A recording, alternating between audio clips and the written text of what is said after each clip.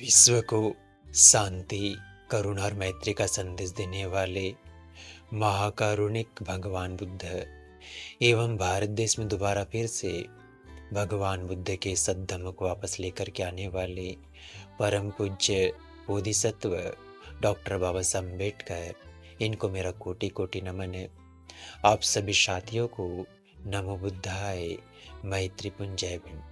जातक कथाएं बौद्ध साहित्य त्रिपिटक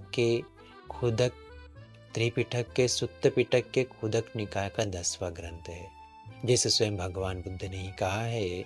भगवान बुद्ध ने कथा कहानियों के माध्यम से अपने धम्म का प्रसार किया है और लोगों को सील, सदाचार और नैतिकता के मार्ग में प्रतिष्ठित किया है। उसी में से आज एक जातक कथा हम जानेंगे। झूठी चिड़िया। एक जंगल में चिड़ियों का बहुत सारा समूह रहा करता था। वहाँ एक चिड़िया थी जो लोभी स्वभाव की थी।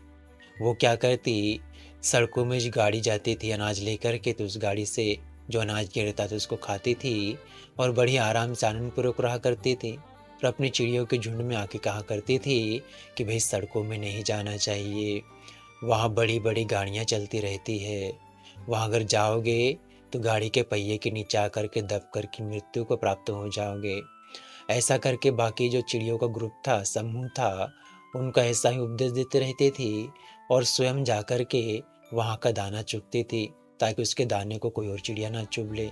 इसलिए उसके मन में लोभ जागृत हो जाता था कि उस वही से दाना चुग सके, वहाँ का दाना पानी वही खा सके, दूसरी कोई भी चिड़िया वहाँ पे दाना पानी ना खा सके करके। एक बार ऐसी वो चिड़िया उस सड़क में जाकर के दाना खा रही थी, चुग रही थी। देखी कि गाड़ी आ रही है तो उसने सोचा अभी गाड़ी बहुत दूर है, इतनी जल्दी मेरे पास में नहीं आएगी करके वहीं रोड में सड़क में दाना खाने लगी। और फिर एक बार देखा तो फिर सोचने लगी कि भाई गाड़ी अभी दूर है, मेरे पास में नहीं आएगी, और वहीं दाना खाने लगी और गाड़ी आई और सीधा उसके ऊपर से होकर के चले गई। उस चिड़िया के 2 टुकड़े हो गए और वहीं पर उसकी मृत्यु हो गई। अब सारी चिड़िया के ग्रुप ने देखा, समूह ने देखा कि अभी तक चिड़िया आई नहीं है, कहाँ रह गई करके। जब ढूंढने निकले तो देखा कि सड़क में उसके 2 टुकड़े होकर के पड़े हुए उसकी मृत्यु हो गई है। तो कहने लगे ये झूठी चिड़िया थे, दूसरों को तो कहती थी ऐसा ऐसा पालन करो करके, लेकिन स्वयं उसका अनुपालन नहीं करती थी, इसलिए झूठी चिड़िया थी।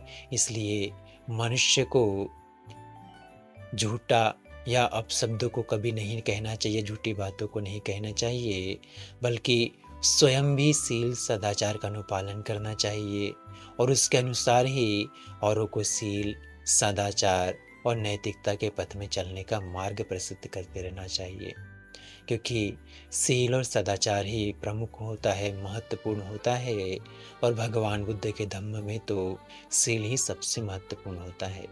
इसलिए औरों को गुमराह ना करे और गलत या अपशब्दों को ना कहे, झूठ निंदा चुगली ना करे, बल्कि सत्य के मार्ग में चलते रहे, अच्छाई के मार्ग में चलते रहे, नैतिकता के मार्ग में चलते रहे। इसी में मंगल समाया है, इसी में कल्याण समाया है। आप सभी लोगों ने भगवान बुद्ध के इस जातक कथा को बड़ी श्रद्धापूर्वक सुना, इसलिए भगवान बुद्ध, उनके धम्म और उनके संग के प्रभाव के तेज से आपके परिवार के प्रत्येक सदस्य के जीवन का हर एक पल सुखपूर्वक बीते, प्रसन्नतापूर्वक बीते, मंगलमय हो, कल्याणमय हो।